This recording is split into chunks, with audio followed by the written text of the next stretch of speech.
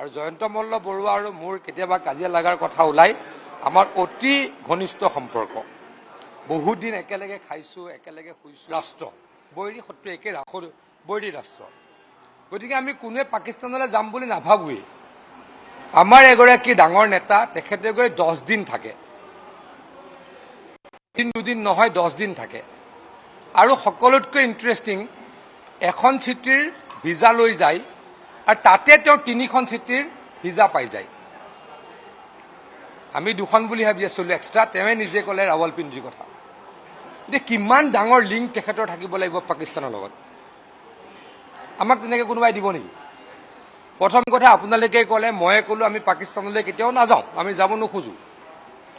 আৰু গলে যেনিবা আমাক তেনেকৈ কোনোবাই ৰঙা দলিচা পাৰি দিব নেকি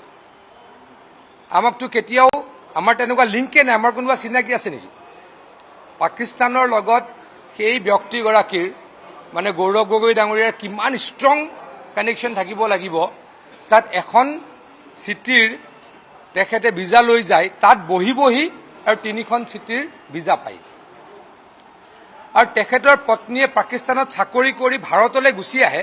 ভাৰতত চাকৰি কৰে আৰু পাকিস্তানৰ পৰা দৰমহা লৈ থাকে যিটো জল পটপটকে ওলাই আছে মই কালিও কৈছো যে কোনোবা মানুহ খ্ৰীষ্টিয়ান হৈ জন্ম লৈছে কোনোবা মানুহ মুছলমান হৈ জন্ম লৈছে তাত আমাৰ ক'ব লগা নাই কিন্তু হিন্দু হৈ জন্ম ল'ব আৰু খ্ৰীষ্টিয়ানিটিলৈকে কনভাৰ্জন কৰিলে আমাৰ ক'ব লগা আছে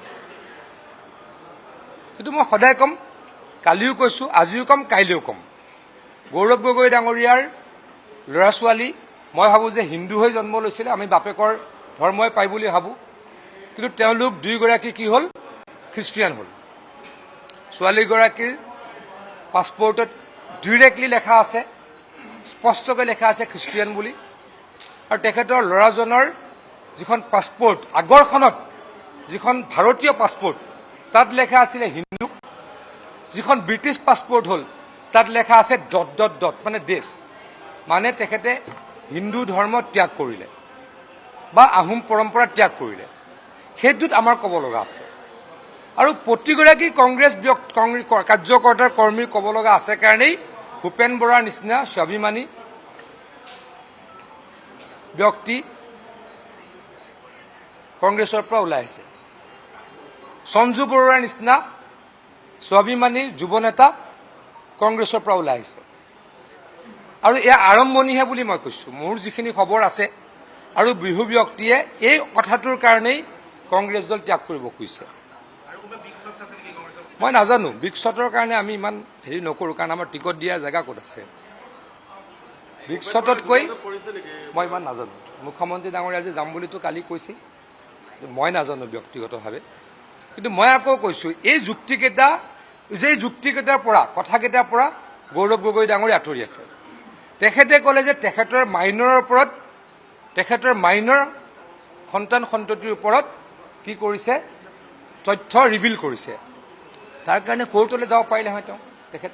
কোৰ্টলৈ তেখেত নাযায় কেতিয়াও আৰু সঁচাটো ৰিভিল কৰিলে কি বেয়া কথা হ'ল তেখেতৰ ল'ৰা ছোৱালী কেইজনক হিন্দু ধৰ্মৰ পৰা নি খ্ৰীষ্টিয়ান ধৰ্ম কৰালে ভাৰতীয় নাগৰিকত্ব কাটি ব্ৰিটিছ নাগৰিকত্ব কৰালে সেইটো কথা কৈ দিয়াত কিয় বেয়া পায় তেখেতে আৰু সেই কথাকেইটা উত্তৰ দিব লাগে তেখেতে এবাৰ কৈছিলে আজিৰ পৰা 8 মাহমানৰ আগত মোৰ যদি ভুল হোৱা নাই কোভিডৰ কাৰণে হেনো ভাৰতৰ অৱস্থা বেয়া সেইকাৰণে ব্ৰিটিছ পাছপৰ্ট দিলে মানে ভাৰতীয় মানুহ মৰিব লাগে আৰু তেখেতলোকৰ পৰিয়াল বাচি থাকিব লাগে ইংলেণ্ডত গৈ আমেৰিকাত গৈ তেনেকুৱা নেতাই অসমৰ প্ৰতি কিমান দায়বদ্ধ সেই কথাটো চিন্তা কৰি চাব লাগে মানে আকৌ কৈছো আমাৰ ভাৰতত স্বাস্থ্যৰ অৱস্থা বেয়া তেখেতলোকৰ সতি সন্তান থাকিব তেখেতলোকৰ ৱাইফ থাকিব পৰিয়াল থাকিব ব্ৰিটেইনত গ্ৰেট ব্ৰিটেইনত আৰু আমি ইয়াতে মৰিব লাগিব আৰু তেখেতে আমি যিখিনি মানুহ বাচি থাকিম তেওঁলোকক শাসন কৰিবলৈ সেই দুৰ্যোগৰ সময় পাৰ হোৱাৰ পাছত অসমলৈকে আহিব ভাৰতলৈকে আহিব তেনেকুৱা ব্যক্তিৰ নেতৃত্বত কোনো কংগ্ৰেছ নকৰে ধীৰে ধীৰে লাহে লাহে কংগ্ৰেছ কাৰ্যকৰ্তাসকল কৰ্মীসকল বেলেগ দললৈ যোৱাৰ গত্যন্তৰ নাথাকিব থেংক ইউ এইটো ডেফিনেটলি হৈ আছে এইটো প্ৰচেছ চলি আছে হ'ব থেংক ইউ মই ইমান নাজানো কিন্তু সৰু এটা বিসংগতি হোৱা বুলি জানো বিসংগতিটো শুদ্ধ হৈ নিশ্চয়কৈ অতি সোনকালে প্ৰকাশ পাব সৰু বিসংগতি বুলিয়ে মই জানো বহুত ডাঙৰ চিৰিয়াছ একো ডিফাৰেঞ্চেছ নাই সৰু এটা বিসংগতি আছে সেইটো শুদ্ধ হৈ পুনৰ প্ৰকাশ পাব বুলি মই ভাবোঁ থেংক ইউ তেখেতে কৈছে আৰু এইটোতো কৈছে আপোনালোকে জানি ৰকিবুল হুছেইন ডাঙৰীয়াৰ মতে কংগ্ৰেছ চলে সকলোৱে জানে ৰকিবুল হুছেইন ডাঙৰীয়াৰ মতে কংগ্ৰেছ চলে ৰকিবুল হুছেইন ডাঙৰীয়াৰ মতে গৌৰৱ গগৈ ডাঙৰীয়া চলে সকলোৱে জানে গতিকে ভূপেন বৰা ডাঙৰীয়াই ভালেই কথা কৈছে APCC নহয় APCCR APCCRত কোন নাথাকিব যোনে অসমৰ গড়কেইটাক সুৰক্ষা দিব পৰা নাছিলে এতিয়া আপোনালোকে কেতিয়াবা তেখেতক সুধিবচোন আপোনাৰ দিনত যে গড় মৰিছিল এতিয়া কিয় গড় নমৰে এতিয়া গড় মৰে নেকি অসমত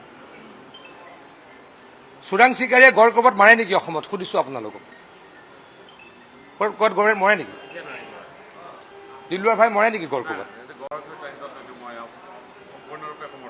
তেওঁলোকৰ দিনত কিয় মৰিছিল মানে ক'ৰবাততো কিবা এটা কেনা আছিল গতিকে যিজন মানুহে গড় হত্যাক ৰোধ কৰিব নোৱাৰিলে তেওঁৰ যেতিয়া দল চলাব মানুহ কিয় থাকিব ৰাজু আছে নেকি ইচ্ছা নিশ্চাও নাই আমাৰ একদমেই নাই বুলি কৈছে ৰাজুৱে কৈছে একদমেই নাই